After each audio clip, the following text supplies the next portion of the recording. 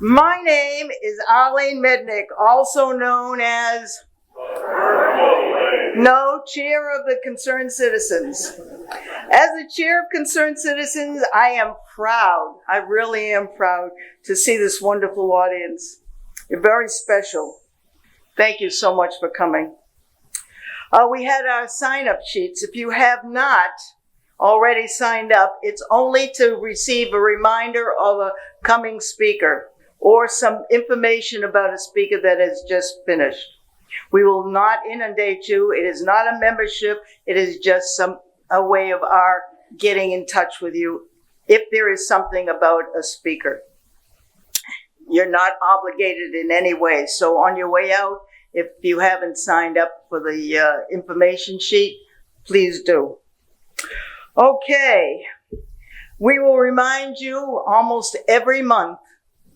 We do 10 out of 12 months a speaker, and a wonderful speaker. And if you know of speakers that ought to come to Brooksby, please let us know. We will do everything we can to bring them here.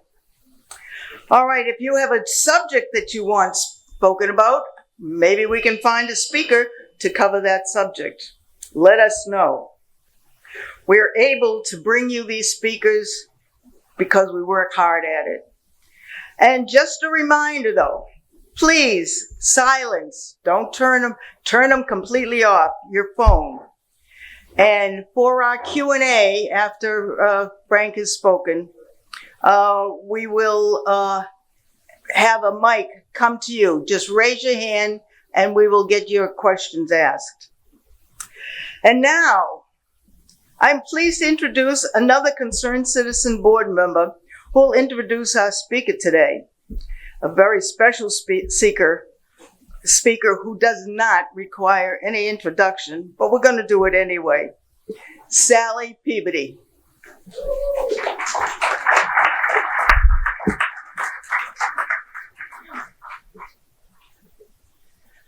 Thanks, Arlene. It really is my privilege to introduce Frank to you this afternoon, and I think many of you probably think he really doesn't need an introduction, but he's done so many interesting things in his career and his writing career that I'm going to give you a little bit of background. But I would also just like to say that it's truly wonderful to see all of you concerned citizens here this afternoon, so thank you for coming. And I just want to amplify what Arlene said. Please, please turn off anything that rings, beeps, sings, or otherwise makes distracting noises. We have an important topic here, and Frank has worked hard on it, and we want to give him all of our attention. Frank is the history professor that I wish I had in college and in graduate school. And I have a hunch that many of you share that sentiment.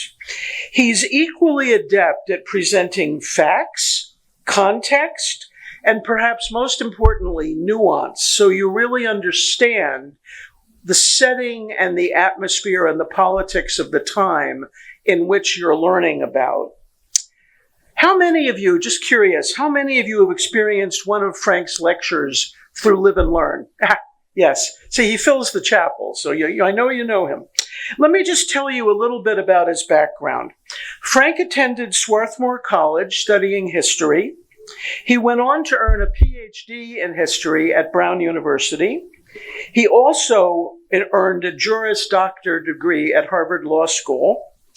He pursued a legal career working as a trial attorney. For 20 years, he worked with the Securities and Exchange Commission in Boston. He's a published author. He's written 3 wonderfully diverse topical books. One of them is called Making It Up as They Go Along, A History of Supreme Court Decision-Making. Very timely, seems to be ever true. The second one may be a little more esoteric for most of us, called One Truth is Clear, Whatever is Right, Examining the Doctrine of Economic Duress in American Contract Law. And then the third one I actually just found in the Brooksby Library, called Popular Radicalism in the Wine-Growing Peasantry in Southern France from 1830 to 1914. I'm not sure there are many wine-growing peasants left, but I think it'll be a really interesting book to read. So it'll be back in the library in a couple of weeks. And then just to wrap this, Frank is also, as many of you know, a wickedly good jazz pianist who you can catch with the Irregulars or sometimes at Piano Pals. So we're just very fortunate to have Frank as a neighbor and a generous teacher and music maker here at Brooksby. Please join me in welcoming Frank Huntington.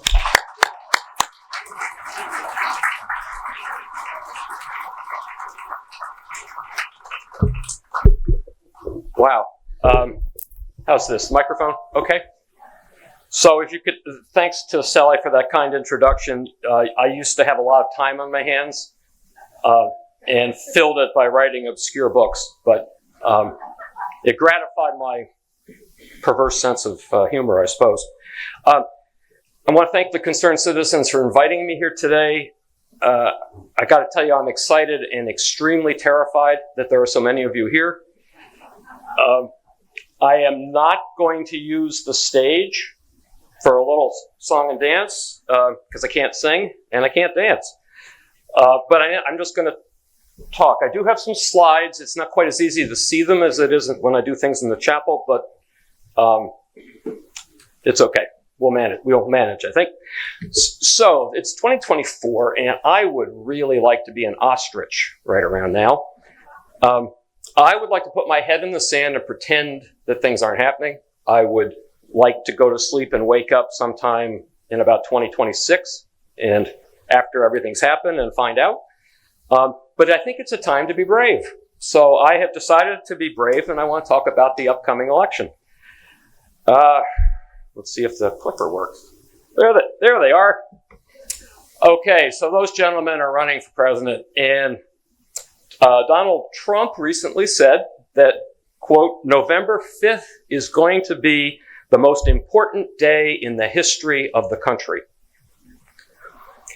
He might be right on that one. He really might be. I mean, if you had to pick a crucial election in American history, you could make an awfully good case for 1860. After all, Abraham Lincoln's victory in 1860 did trigger the Civil War. It was fair to say that the survival of the American government was at stake in 1860.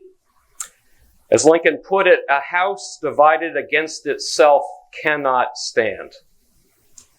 Now, the primary source of division in 1860 was pretty obvious. It was the enslavement of millions of black people in the South. The issues are more complicated today, but I think it's fair to say the American people are more divided today than at any time since the Civil War.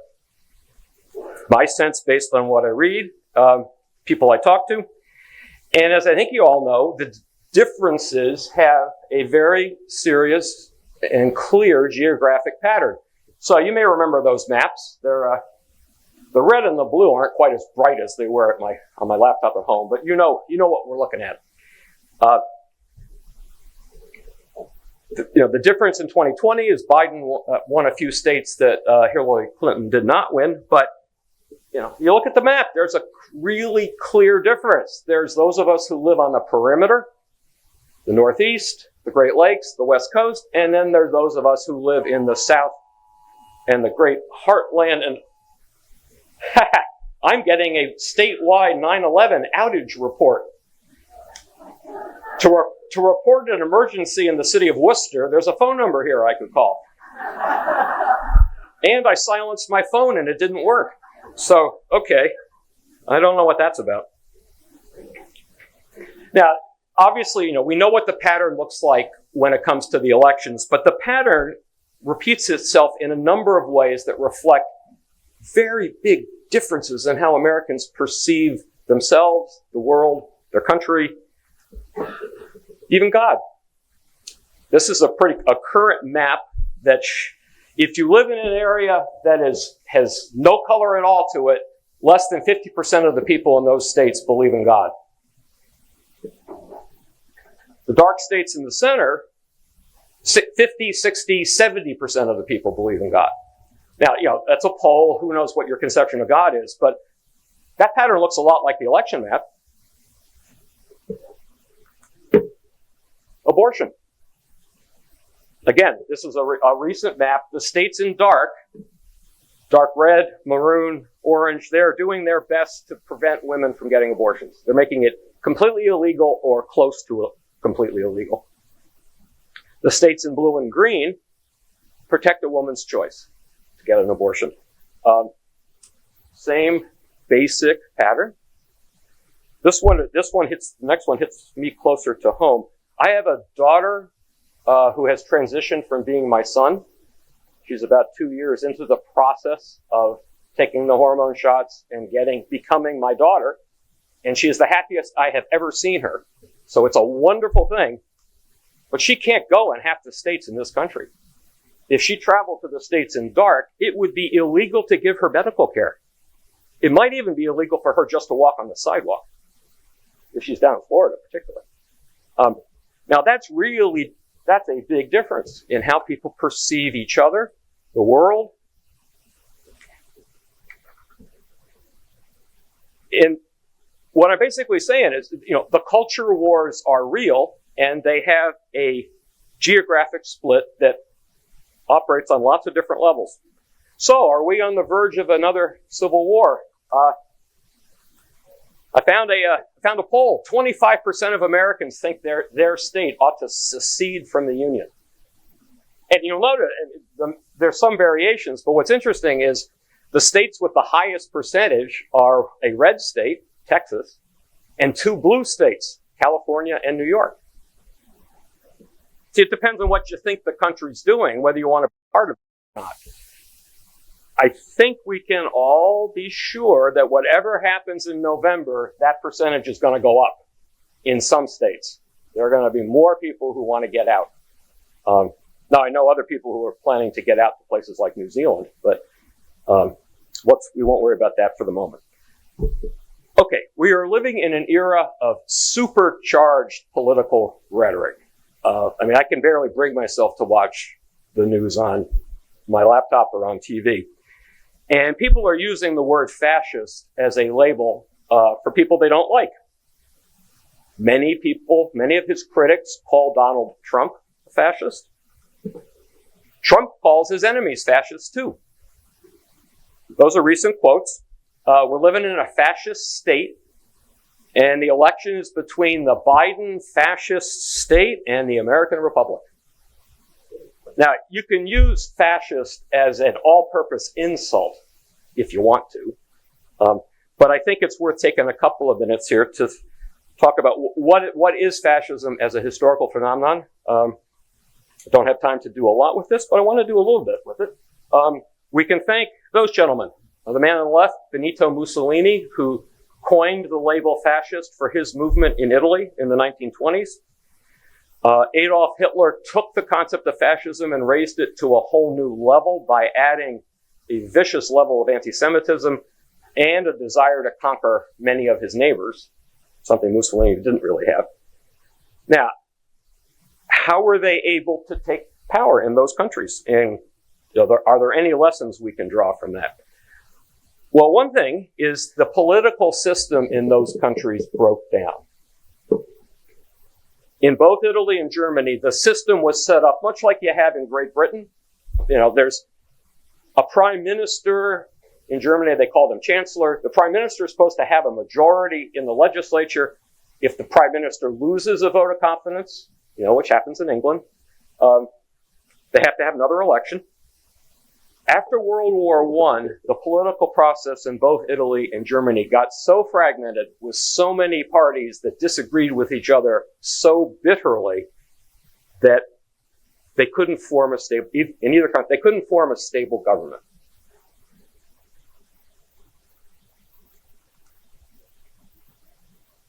There we go. In 1922, the King of Italy decided that the way to solve the political stalemate in Italy was to make Mussolini prime minister. Mussolini was there were a few fascists, but it was a in the government, but it was basically he was a minority member of a coalition government, invited to take the job. Same thing happened in Germany 10 years later. The president of Germany, that's General von Hindenburg in one of those bizarre helmets with the spike on it, invited Hitler to become Chancellor of Germany because he thought that it was only Hitler who could form a coalition government that would survive. Neither of these people got to power by a coup or a revolution. They were invited to take power in a perfectly legal and constitutional way. The revolution in those countries came later when, within just a couple of years, they outlawed other political parties, jailed their opponents, ended freedom of the press, created a secret police. All right, so the way they got there was, the regular electoral process in those countries. Now, another thing I want to say about them is they had a very similar political message, and there are some echoes of that I think I hear today. For one thing, they promised to protect property rights and to destroy the power of the socialist and communist parties, which were very big together in both countries.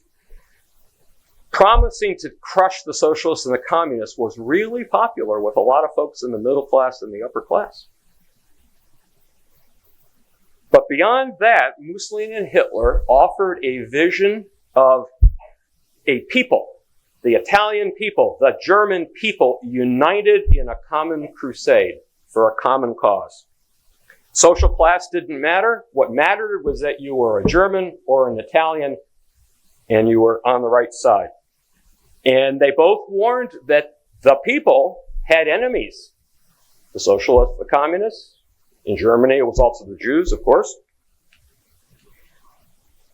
They didn't have anything much in the way of a political program. Their message was basically rally around the flag with us, and we will lead you to greatness again.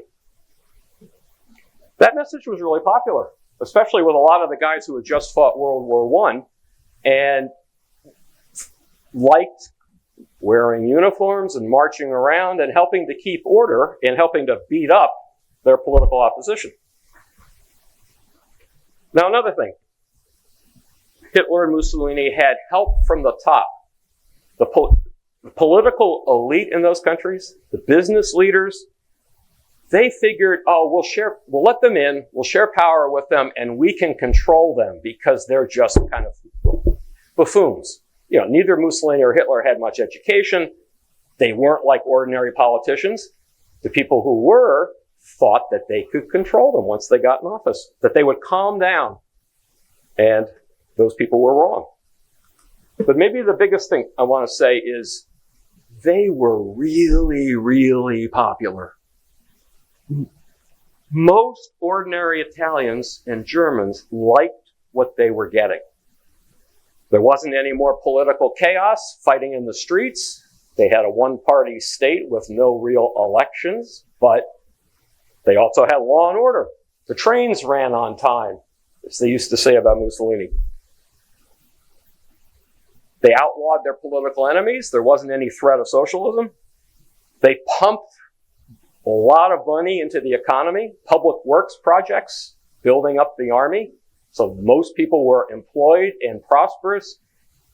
And holding it together, they had in both Italy and Germany, a sense of our countries are great again and we are part of a national movement.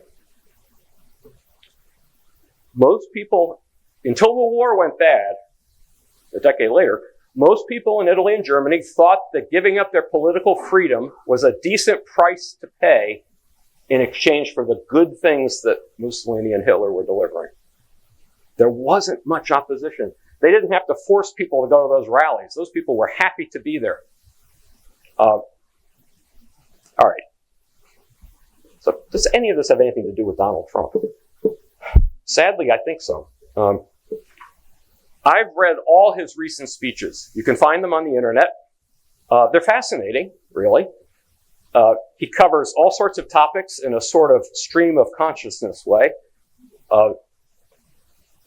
He says a lot of things that aren't true. I'm not going to, it might be entertaining, but I'm not going to do a fact check, because you can get the fact checks about his speeches and Biden's speeches, because politicians don't always tell the truth. You can get that sort of thing on the internet or on CNN. I want to concentrate on a few of his most central themes, and the simplest way to do that is to quote him. So I'm going to quote him a lot. First thing that I think is important is the guy has nothing but contempt for basically all of the major political institutions that make up our democratic system.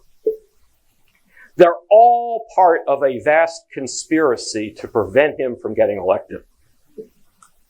The conspiracy began, of course, in the last election. So I'm basically going to read what's on the slides. You can choose not to look at the slides if you want. I did make them because partly it gives me a chance to show you, for everything I quote, there's a speech where I got it. I'm not paraphrasing him. This is stuff he really said. Okay, so of course, one of the big themes, which he kind of takes for granted at this point, is that the election in 2020 was rigged and stolen by radical left Democrats.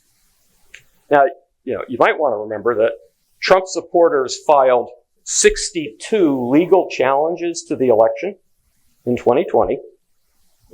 Many of those cases were heard by judges that Trump had appointed, and not a single one of those courts found any evidence of fraud. But he says that in every single speech. And, of course, the cheating, the real problem, as he puts it, is the cheating is continuing right now. Biden can't get elected to anything without cheating. Biden and the far left lunatics are desperate to stop us by any means necessary. They are professional cheaters at elections. The Justice Department is a central part of the plot. They're using the weaponization of the Department of Justice. The last trial was a scam and rigged, and the indictments are all political and nonsense.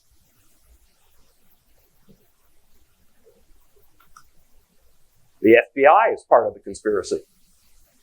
The FBI suppresses facts about the elections that Trump wants presented to the public. And when the Time interviewer pointed out to him that crime statistics are down this year, he said, nah, the FBI is fudging the numbers. It's not true. It can't be true. The national media is part of the conspiracy. Fake news, fake news, fake news. They're sick people. They're all bad. They're very dishonest. We no longer have a free and a fair press. Fake news is all you get. The bottom line is the man has no confidence at all in our political process. If we could have honest elections in this country, I would have stopped campaigning 2 weeks ago. We would have had it made, but we don't have that. Now, it's hard for me to imagine how a candidate for president in this country could try any harder to undermine public confidence in the system. He doesn't believe in any of the system. Now, a second theme, as we all know, is we're being invaded. We're being invaded by millions of illegal immigrants, and he recently said, he claimed that 18 million people got in April. Border crossings were up 1,000% compared to last year. It's an invasion like probably no country has ever seen before. You'll have 20 million by the time it ends. Now, this one I did fact check. Depends on who you believe, but according to the U.S. Border Patrol, there were 130,000 illegal crossings in April, which is a lot of people, but it's not 18 million.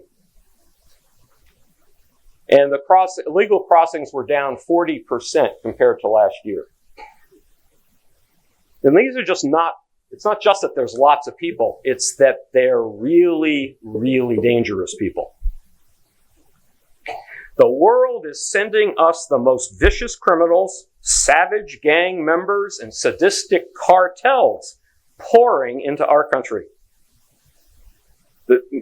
As you probably know, President Biden issued an order recently changing some of the ways they were going to handle people at the border in Mexico. According to Trump, that order is pro-invasion, pro-child trafficking, pro-women trafficking, pro-human trafficking, and pro-drug dealers. But it's not just that they're dangerous, it's that they may not quite be human. Democrats, this direct quote, the Democrats say, please don't call them animals. They're humans. I said, no, they're not humans. They're not humans, they're animals. And this one got a lot of attention a few months ago he was campaigning in New Hampshire. They're poisoning the blood of our country. That's what they've done.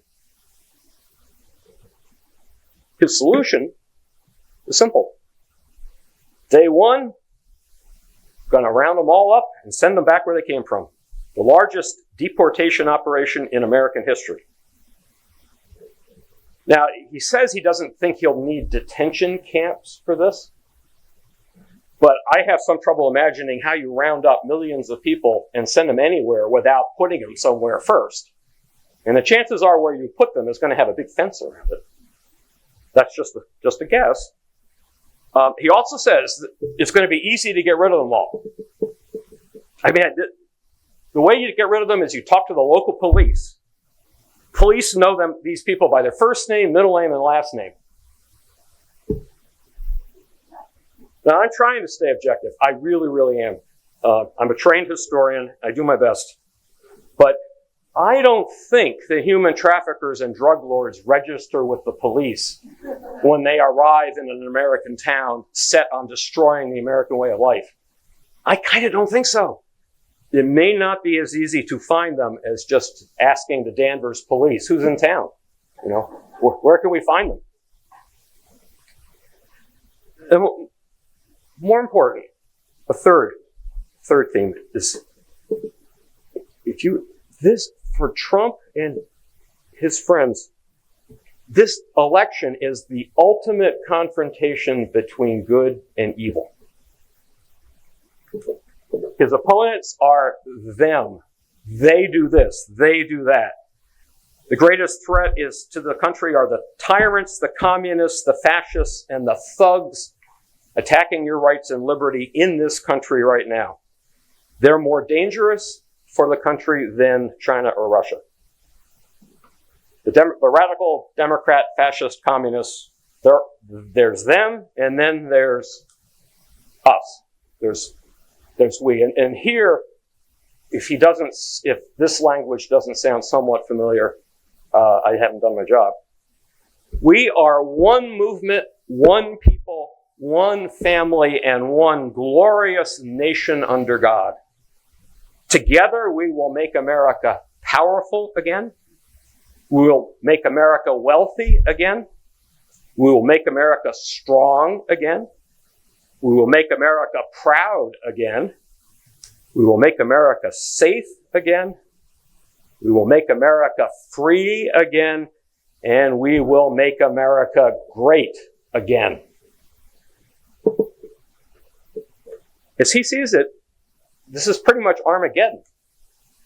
I'll tell you what, if we don't win this election, I don't think our country's going to survive.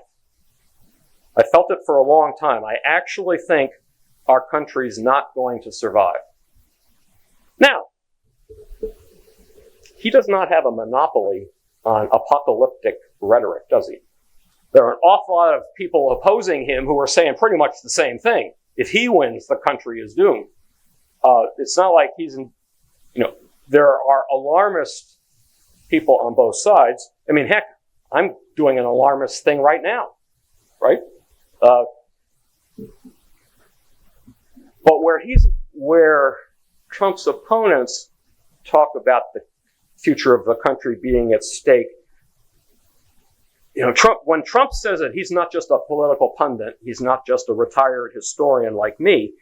He's the leader of a political movement. And his description of what is at stake gives me at least some signals of what might happen in November.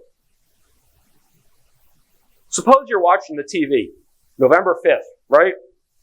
You're watching the TV that evening, the returns start coming. It's the state 911 again.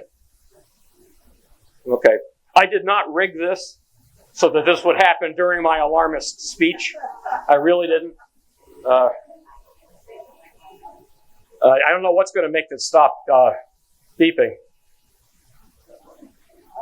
All right. Yeah, right. All right, so you're watching the returns, okay? Tuesday, November 5th. The returns start coming in. One scenario, the networks start reporting that Biden is winning, that Biden is going to win. Do you think for 1 minute that Trump will believe he lost? Do you think for 1 minute that Trump and his supporters will sit back and just say, darn, we worked really hard, we got close, too bad, we lost? I don't think so.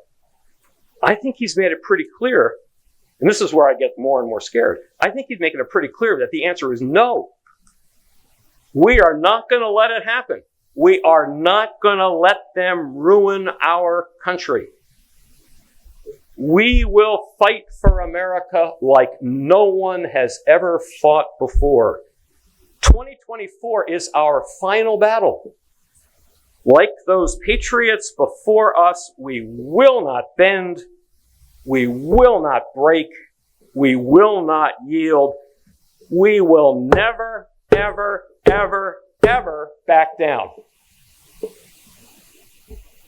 He does more than just talk about, that could be, we're just going to fight really hard because it's so important. But I think it's more than that. In the Time magazine interview, they asked him whether he thought there was a possibility of violence at this election. And first he said, I don't think we're going to have that. We're not going to have violence. I think we're going to win. Okay. But then he went on. If we don't win, it depends. It always depends on the fairness of the election. Now, who decides the fairness of the election? I don't think he believes it's CNN. I don't think he believes it's even the election officials in the various state governments. I think the only people who are going to decide whether the election is fair is Trump and his supporters. And if they don't think the reported results are fair, I think they're going to consider it their patriotic duty to prevent him from losing. Let's remember what he has said about the people who went to jail for invading the Capitol 4 years ago. The people who were arrested and went to jail, quote, were warriors. They were really more than anything else, they were victims of what happened. All they were doing was protesting a rigged election.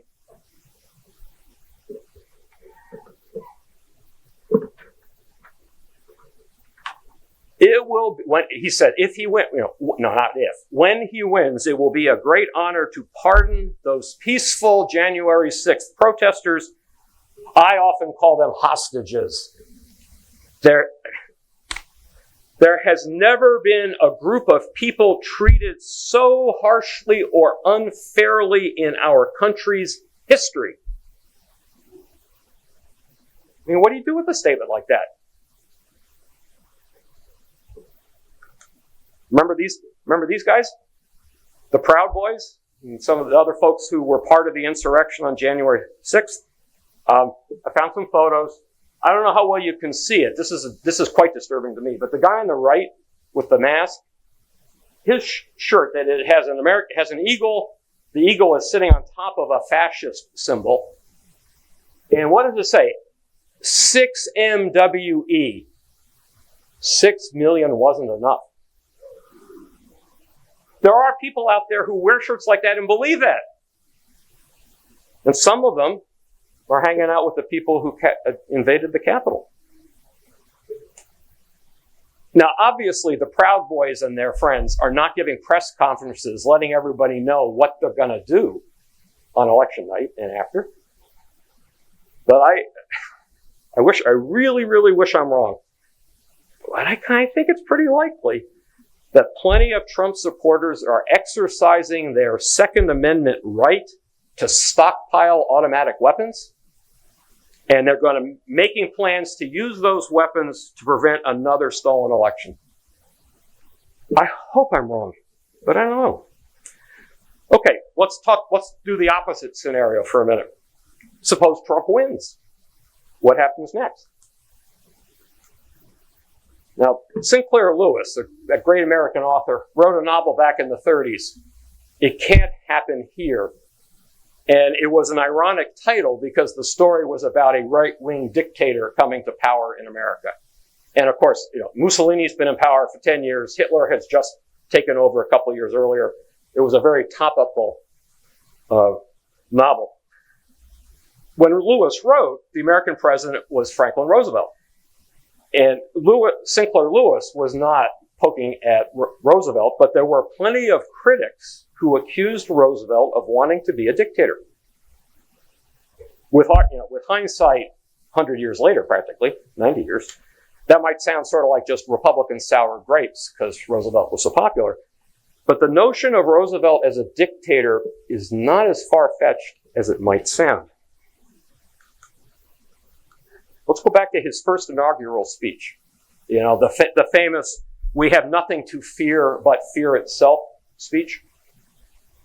He promised that he would exercise, quote, "my constitutional duty to recommend to Congress the measures that a stricken nation in the midst of a stricken world may require." But then he said, what happens if Congress doesn't do anything? And if the depression stays just as bad? What do I do then? This is what he said. I shall not evade the clear course of duty that would then confront me. I shall ask the Congress for the one remaining instrument to meet the crisis, broad executive power to wage a war against the emergency, as great as the power that would be given to me if we were in fact invaded by a foreign foe. Roosevelt wasn't making that up. Presidents get emergency powers in wartime. Are we at war right now? Well, have we been invaded by a foreign foe? You know what Trump's answer to that is? You bet. You bet we have. Millions of violent gangsters and human traffickers are crossing the border every day trying to destroy the American way of life. That's an invasion. If Trump wins the presidency and if the Republicans control Congress, who knows what kind of emergency powers they might give him to repel the invasion? Is there any limit on what he might be able to do? Well, you might say to yourselves, well, thank goodness we have the Constitution, right? There are checks and balances in the Constitution. But what institution has the job of making sure that the president and Congress play by the rules? Remember them? He's already packed the Supreme Court. They will rubber stamp most anything, I think. I don't think I'm wrong.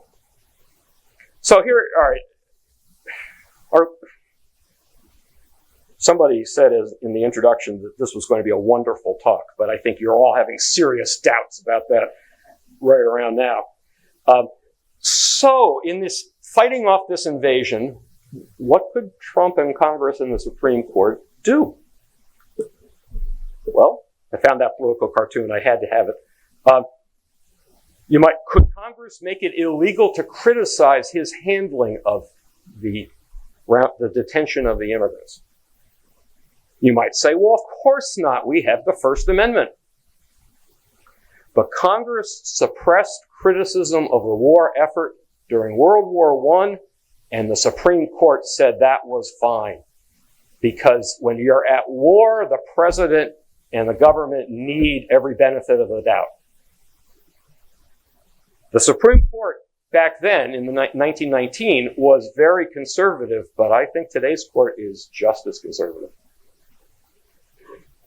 Could Trump round up all the immigrants he could find and put them in detention centers?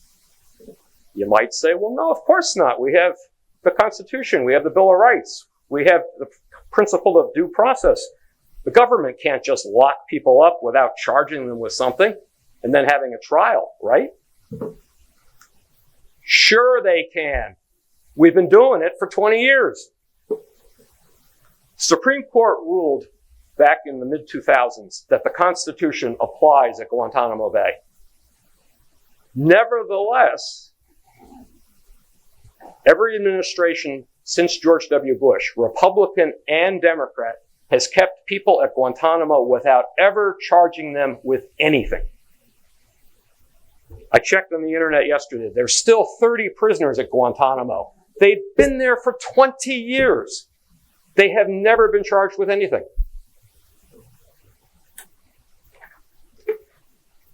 All right, a different scenario. Could Trump lock up every single undocumented immigrant without making any effort to distinguish between the drug dealers and human traffickers and the ordinary men, women, and children? You might say no, but it's been done. During World War II, the military removed 120,000 ordinary Japanese Americans from the West Coast and put them in detention camps in the middle of nowhere. There was no evidence that any of them, not a single one of them, had committed espionage or done anything disloyal. Rounded up, put on trains, put behind barbed wire.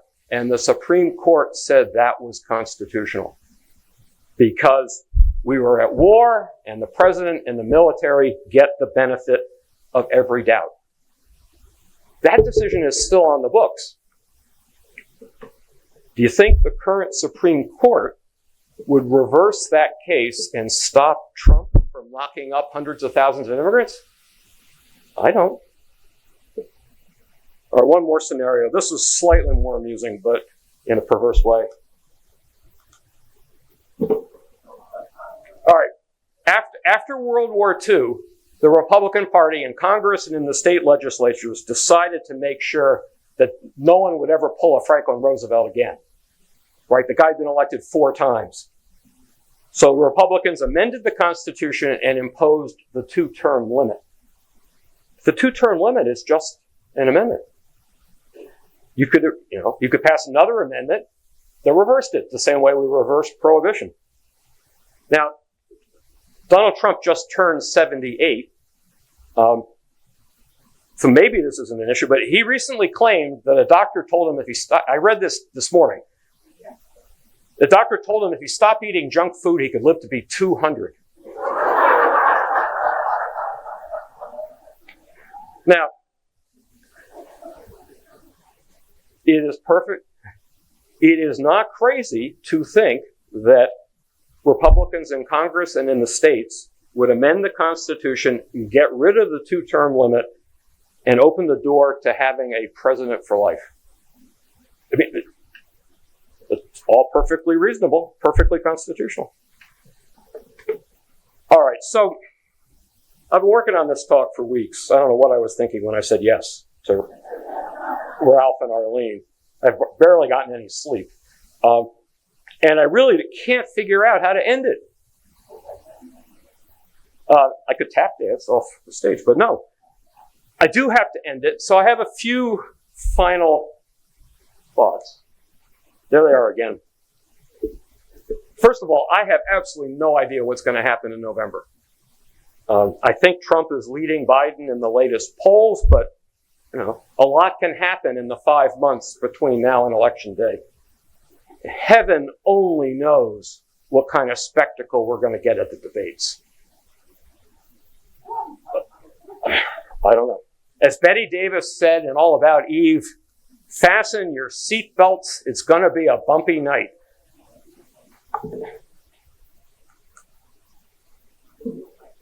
I'm sorry about this, but I couldn't resist this slide. I really hope I'm wrong. I really hope I'm overreacting. Believe me.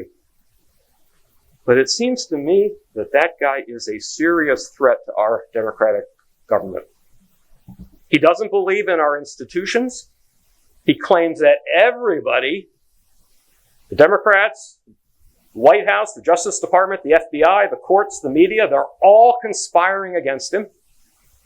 He refuses to accept the outcome of one legitimate election. He's made it clear he's going to decide for himself whether the outcome this November is legitimate. He praises the people who stormed the Capitol 4 years ago as patriots who were just trying to prevent a rigged election. And I think if he concludes that the result this year is rigged, he's going to encourage his followers to try again. And I think it's going to be on a scale much bigger than what we had the last time.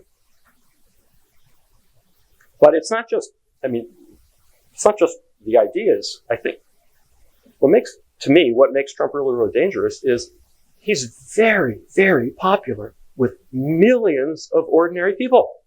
People like you, probably some of you in this room. And I've tried to be as objective as I could and not said things that were taking cheap shots, with maybe one or two exceptions, but tried not to. But the important thing is his supporters are passionate about him. They love him. How many Democrats feel that way about Joe Biden?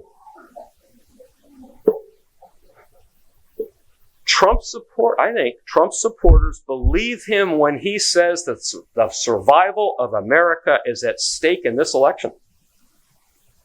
And I wish I was wrong, but I think that means that many of his supporters will accept the idea of using violence to make sure he doesn't lose. You know what? I hate to do it, but I am going to end on that extremely pessimistic note. Heaven help us all. And thank you for listening.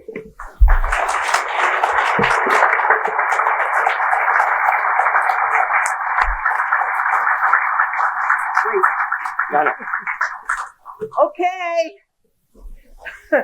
Hands up, we'll bring a microphone to you. One in the front, another one over there. Thank you. Here we go again. You've got everyone scared. We do have everyone scared. 9/11. Whatever the emergency is, at least we still have our power and our air conditioning for the moment, right? So that's good. Okay. So what happens if this election occurs as you say? That's all right. Keep going. Keep going. Yeah, we'll try. We'll manage. It would seem to me that our adversaries across the world, China, Russia, would see this as a chance to further weaken the U.S. and the planet will be under duress. They've been meeting this week. I sure agree with that.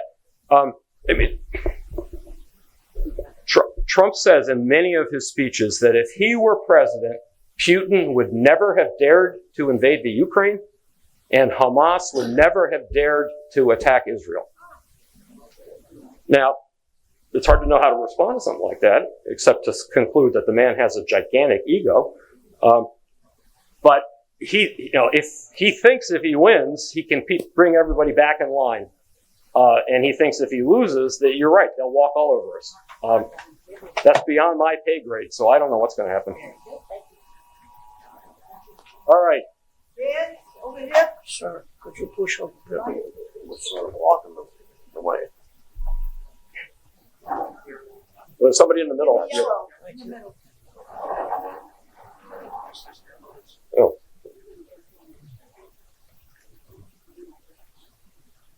Do you believe that if Trump wins this election, Biden and his people will stand down and accept the results?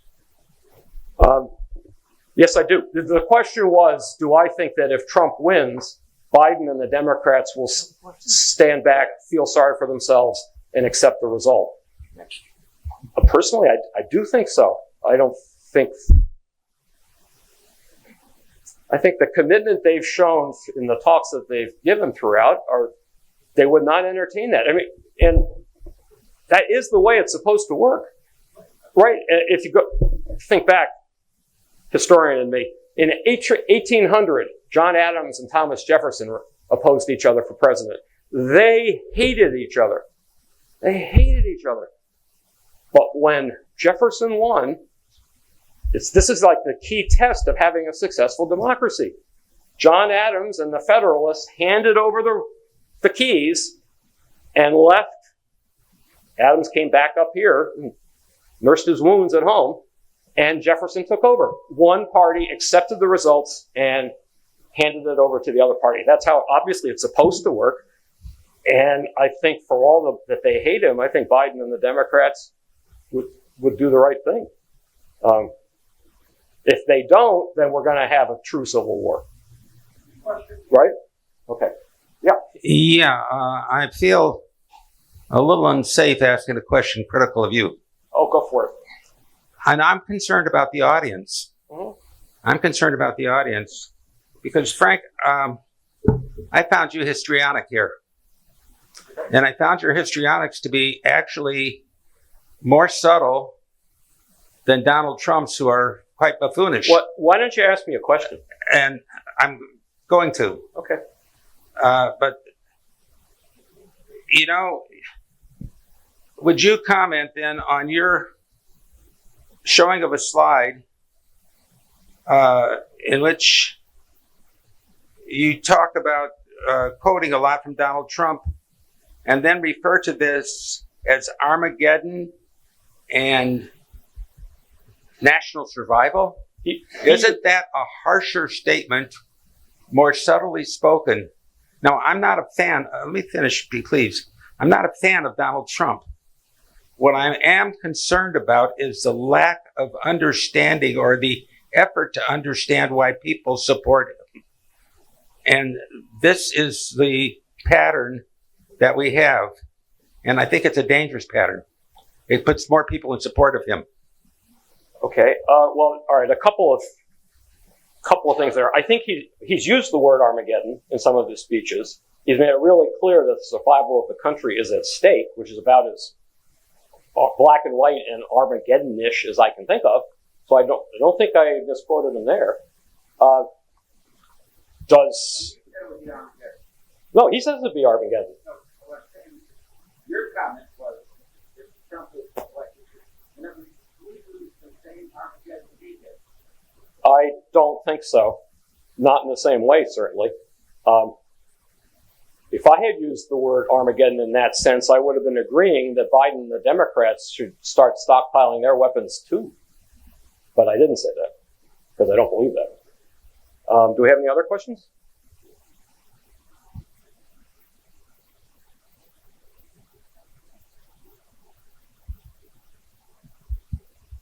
I think one of the things I find most disturbing about not just Mr. Trump, but Mr. Bannon, Marjorie Taylor Greene, many of the Republicans in Congress and in the Senate, who have recently been making absolutely outlandish and violent statements in plain English. You can parse them any way you want, but the message is pretty clear.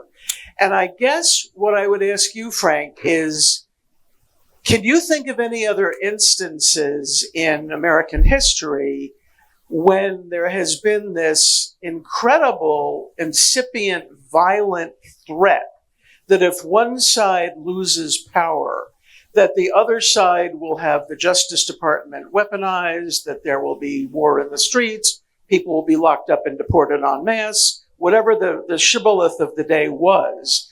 But is there any other time when you are aware of that we've had that kind of crisis, and how did we get out of it? Well, you're not going to like the answer. The answer is, the 1850s. People were, Charles Sumner of Massachusetts gave a speech in which he really slandered the South in very crude terms for being for its love affair with the harlot slavery. And the next day, a congressman from South Carolina came up behind him on the floor of the Senate and beat him on the head so badly he was out of office. He was unable to come to work for 3 years. And the people in the South, the Southern newspapers, said this was a great thing. We need more of this behavior. The Northerners have to be put in their place.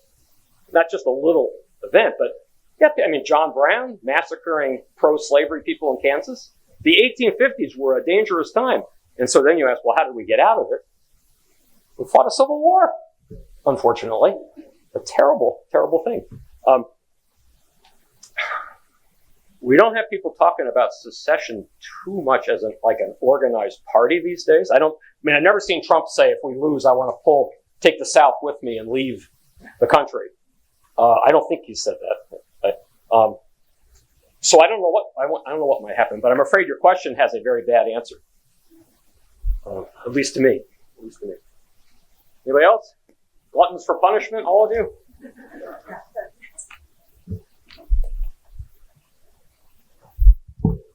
I'm just curious, in your readings, have you seen any comments about the U.S. military? My personal hope would be that they would not let such a thing happen. But any thoughts on that? I think that is a marvelous question that I have absolutely no information to answer. I don't know this is a really cool and scary question. You got to believe that the percentage of people in the U.S. military who are fans of Donald Trump has got to be pretty darn high because they're representative of America. Would they follow him into the streets? I don't know. God, I hope not. I don't think that anybody's been caught making an off-guard statement to the effect that, if Biden calls out the National Guard, we aren't to protect ourselves, we aren't going to come. I don't think anything like that's been said, so I don't know. But that would be the big wild card. Certainly in both Germany and Italy, in those examples, the military were quite happy for for Mussolini and Hitler to take over. The army was in cahoots with them. That does not seem to be the case today. I hope not. But it's a good question. Yeah, sure.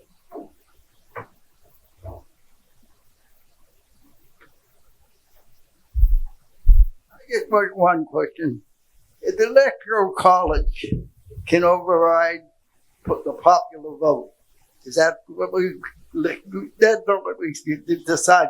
We're made in this country to believe that the popular vote is what is true, but the Electoral College can override the popular vote. You're right, but the guys who got together in Philadelphia and drafted the Constitution, the last thing they wanted was for ordinary people to elect the president. Those guys were elitists who did not believe that ordinary people like us would make a good decision. And so they set it up that the state legislatures would pick electors, and then those folks would meet and they'd vote for some, the most famous people of the day, like Washington or Adams. They deliberately set up the Electoral College to prevent things like, there's a logic to this. Let's go back.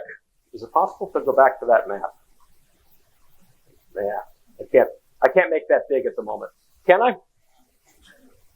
Yes, I can. The logic of the Electoral College, this is an important point.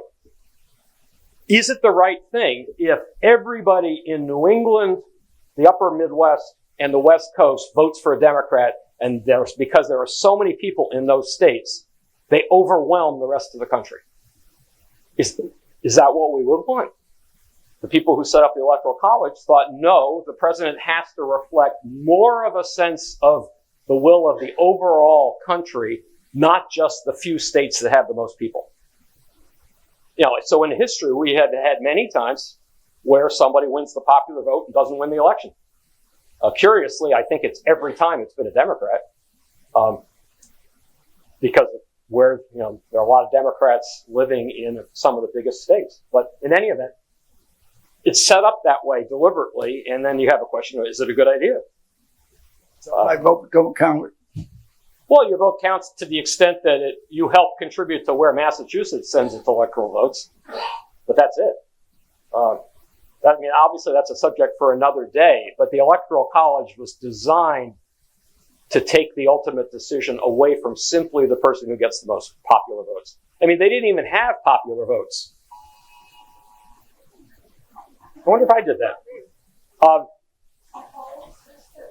Yeah. Yeah, it's so weird. Okay. Anyway, people only started voting for president in the 1820s. It wasn't set up that way originally.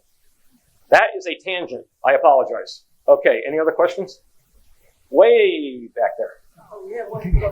Oh, okay. Well, Hi. Yes, hi. this is a bit of a follow-up to a previous question. So many of us who are very concerned about this upcoming election are making donations. We're writing postcards. Some people are making phone calls. I'm wondering, as you've studied history, have there been strategies you're aware of that have previously influenced the outcome of elections, either in this country or elsewhere, that we might learn from? I think that is way outside my area of expertise. Getting out the vote and getting out the vote in places where it really matters. I mean, let's assume Joe Biden's going to win Massachusetts. Getting out the vote in Massachusetts is maybe, it's a good thing on one level and perhaps not all that influential on another level. Getting out the vote in Michigan or Pennsylvania would be. Georgia, certainly. The states that Biden won that Hillary Clinton did not win. But it's sort of sad to think that the whole election turns on 4 or 5 states. That's kind of funky. Not the way you would want it, but that's the way we seem to be divided today. Oh, Carol, you'll get your chance. Okay. No, just... Thank you for your presentation. That was really thoughtful and great. My question is about the incentive structure that is operating on Republicans and the Republican Party to back Donald Trump unquestioningly. If you listen to right of center news sources, they are simply unquestioningly patriotic. If you listen to left of center, they're simply cowards. I'm also mindful of the biography that was recently written on Mitt Romney, where he said that he's had to pay an astronomical amount in public security after in security for his family after breaking with Trump. So I wonder if you could comment on why the Republican Party has been as all in as they seem to have been. That's a good question. Forces me to do a little political psychology. No, I think the main thing is, in the primary system that we have, if you want to be a Republican candidate, do you win a primary if you disagree and distance yourself from Donald Trump? And he has enough of a core strong base in most states that running as an independent Republican seems to be a recipe for losing. You know, there was a time when both the Democrats and the Republicans had liberals and conservatives. Nelson Rockefeller, there was a time when there were liberal Republicans. That is a species of political animal that is extinct at the moment.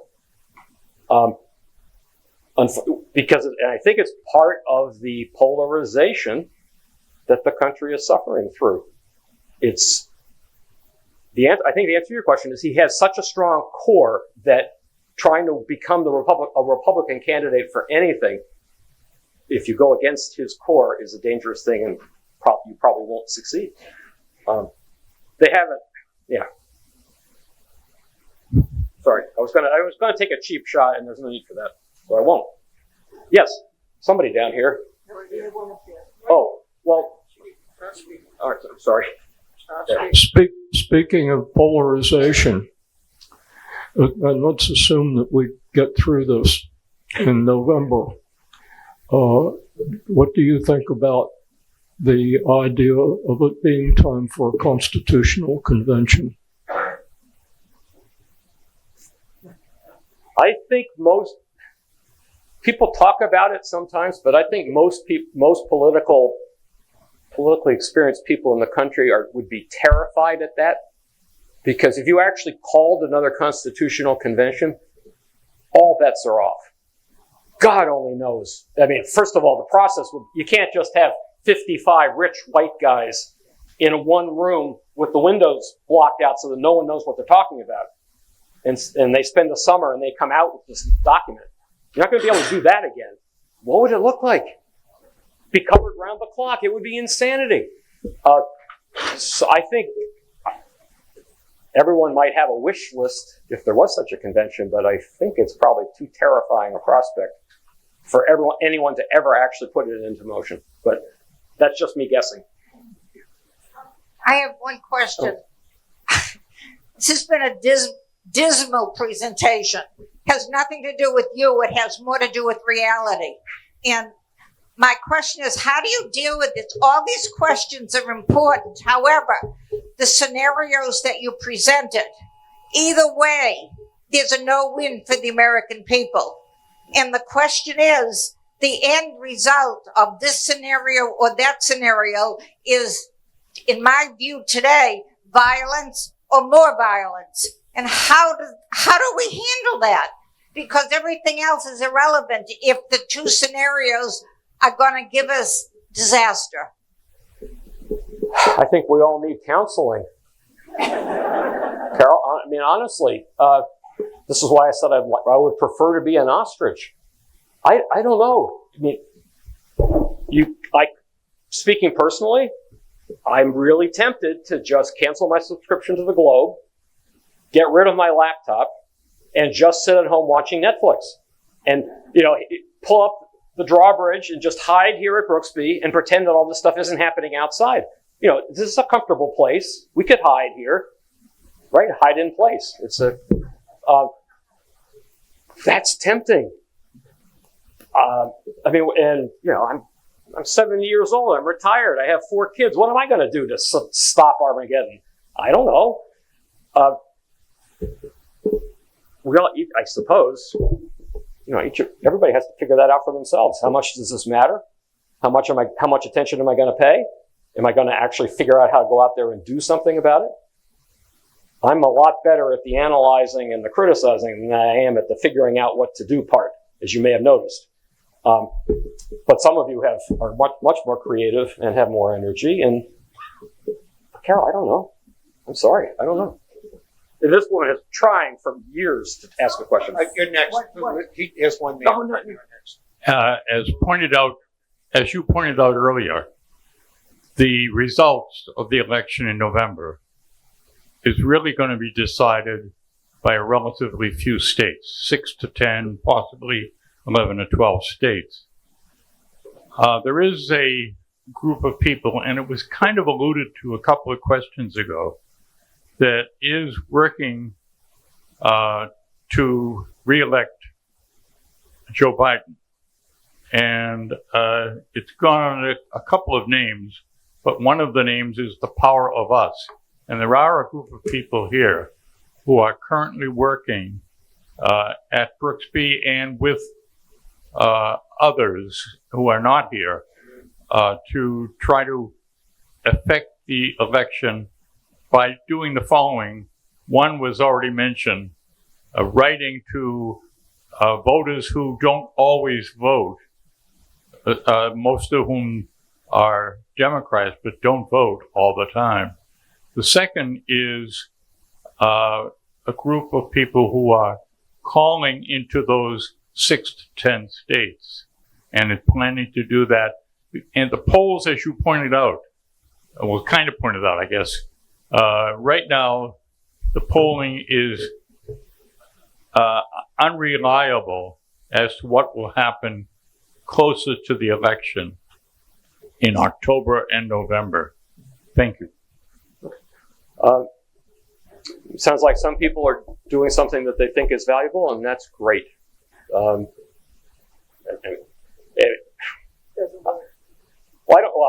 What doesn't work? They're doing it?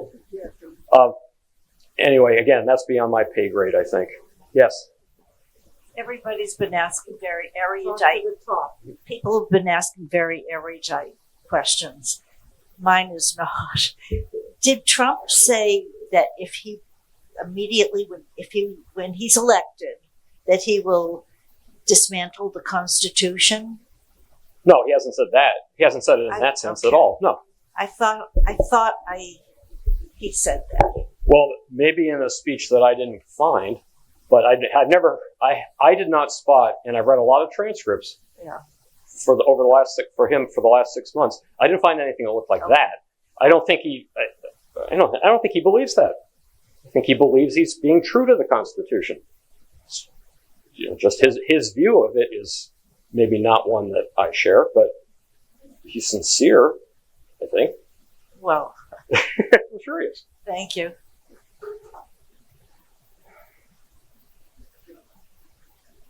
Okay. You got one there. You'll be next.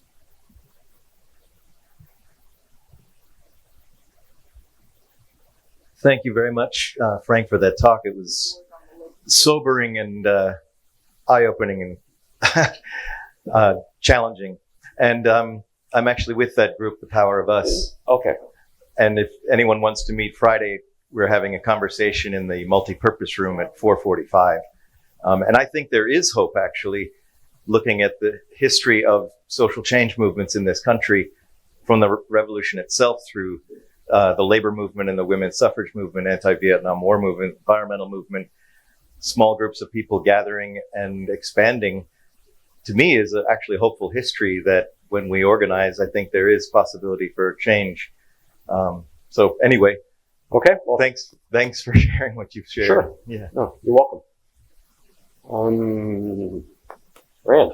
Yeah, Frank, I know we typically think in terms of a two-party system, but this year with Robert Kennedy, there seems to be a viable, now I know, shake your head, but there seems to be a viable arithmetic there of some nature that could really influence the election one way or the other. Do you have any take on the Kennedy effect in this election?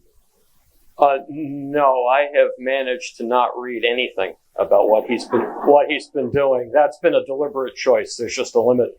But let me point out the power of a third party is enormous. 2000 Ralph Nader, Florida. That's all you need to remember.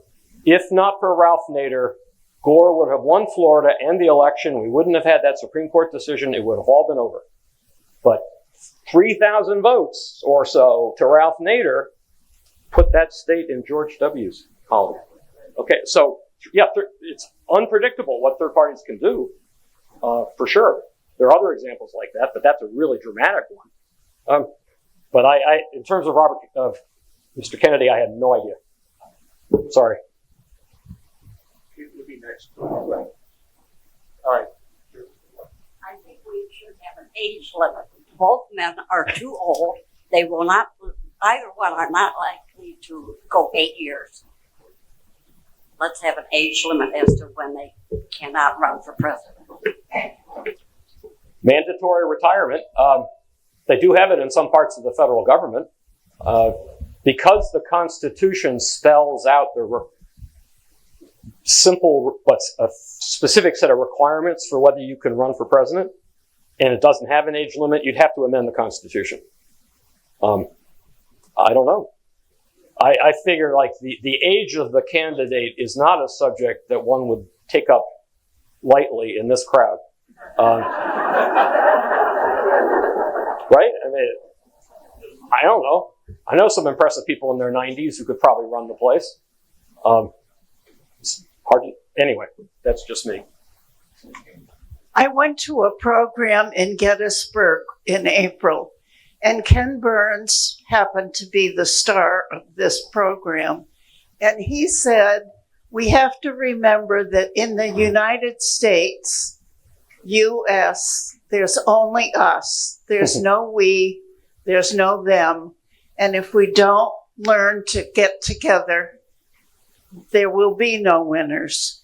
And referring to the gentleman who spoke in the beginning, who was a dissenting voice of sorts here, I think what he was trying to say was we have to try to understand how people who support Trump think and why they support him.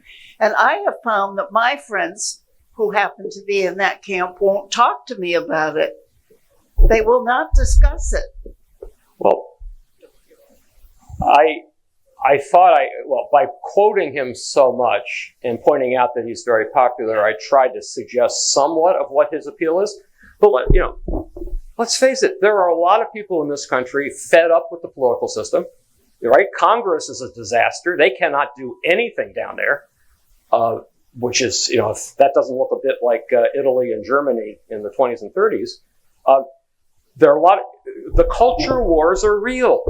Obviously, there are millions of people who don't like the direction this country is going culturally. Too much diversity, too much threats to gender roles that they consider to be the appropriate ones and the God-given ones. There's a fundamental difference of belief about how to live your life and what's important and how people should treat each other. And they see, I think from the things I've read, that his supporters see the country going down the drain and they want to stop it. In the abstract, that's a good thing. We're supposed to care about the future of the country and care what direction it's going. I think the challenge we have at the moment is that there's less of a middle and there's more of a two very divergent views of what kind of country people want to have. And it would be lovely if at some point we start coming back together in a more unified way. I don't know what it might take to have that happen, but I think that his folks were really sincere. I respect that. I hope I certainly try to. Anybody else? Yeah, Very few people are patient, or you're afraid to find out what the national emergency is out there. Frank, I appreciate the person who stated that I was really trying to get to the understanding of Trump's followers. Mm-hmm. And that's why I was challenging. I'd like to say that I actually have high hopes that we will see Mr. Biden in office. The unknown about Mr. Biden that I am a little concerned about is Ms. Harris. In your readings, would you please give us some background on her that can build some confidence and strength? I don't know much about I do not know much about the current vice president. She has plenty of political experience.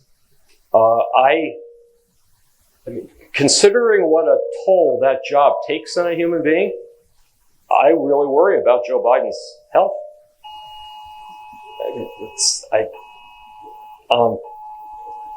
But whether she'd make a good president is, again, something I'm not prepared to talk about today because I don't know. I'd be, in any event, that's, do vice presidential candidates matter or not? Most of the time we ignore them, but every once in a while you think, oh my, what would happen if they become president? Okay. Are we done? Oh. I just saw Ken Burns on TV too. He said no one is going to come in and save us. Vote. Very simple, very wise.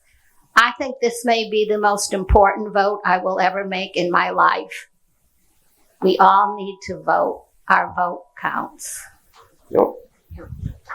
Totally agree with that. Become a resident of Georgia or something. Yeah, right. I just want to ask, what about who Trump is going to select to be his running mate? There's been no discussion about that. Do you think that's going to have any effect on this election? Honestly, no. Well, if he picked somebody so truly crazy that it would cause some of his supporters to second guess him, and then maybe. But I think the threshold for someone who would be truly crazy is up there pretty high. George Wallace did it in 1968 when he picked a general who wanted to bomb the Vietnamese back into the Stone Age. General Curtis LeMay. That was kind of a bad choice, but that's rare. I don't know. I don't know what the smart money is. on who wants that job and who might get that job. I have no idea.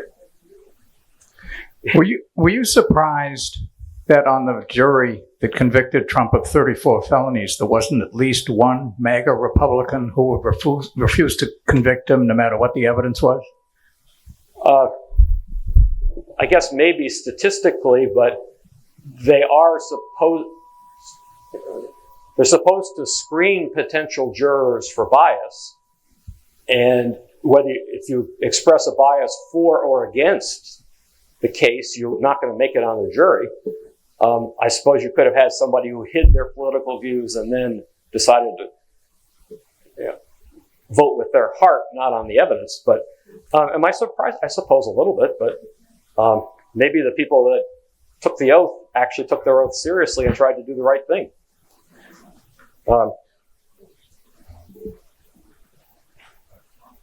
If Donald Trump didn't exist, would we still be in the same situation, ready for a person like him to come into the government?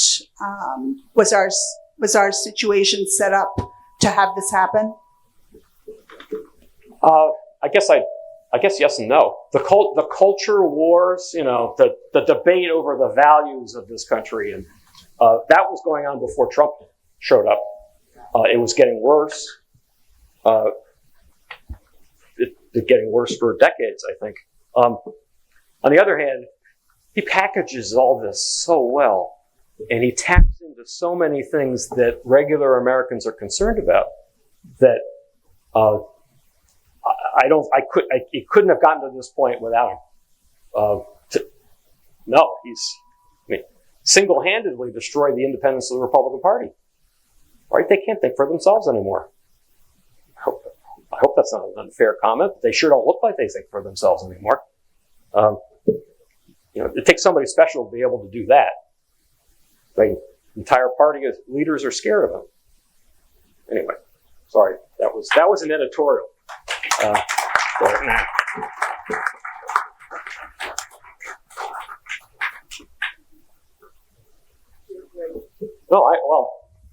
I too am a glutton for punishment, but if anybody else or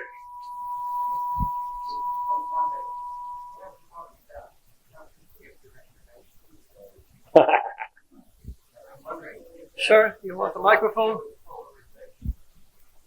I'm wondering how people get information. We don't tune into Walter Cronkite anymore. We don't get all our information from ABC, CBS, and NBC. Doesn't this make depolarizing our country a bit of a challenge when... Yes, sure. Was it back in I go as far back as the 60s. I was born in 1953, so I don't remember the Eisenhower administration. Right, I'm a baby around here. But in the 60s, did anybody really think that John Chancellor or Walter Cronkite were pushing a political agenda? I don't think so.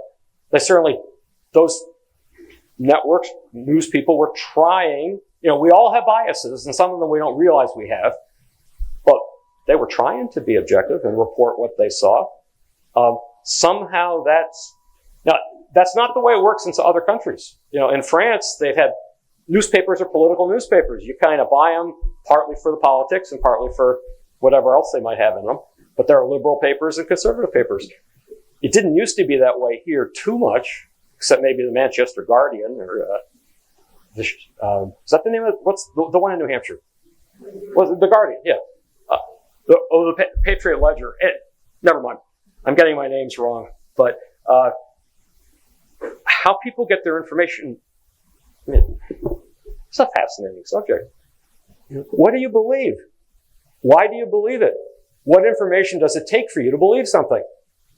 I'm a historian. I'm trained to look at evidence, but sources are unreliable. People make things up. People report honestly, but their perception is skewed. If you weren't there in the room when something happened, how do you really know it happened? And even if somebody picked up a gun now and shot somebody else, we'd all have different accounts for the police on what happened. So how do we know what we know? Why do we believe things? That's a really tough question. But I think in this day and age, it's probably something we all need to pay a bit more attention to. And something that I haven't been able to teach my kids.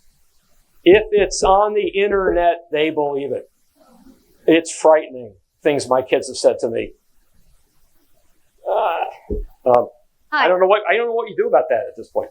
I'm sorry, man. Yeah, go ahead. Do you think that with The Apprentice, and we have become such a celebrity obsessed culture, that if someone has charisma and that kind of thing, that a number of people are buying into that, how a person carries themselves, and if, say, Biden doesn't come out like he's, the way they control people by the way they behave, because who would think that the Kardashians would be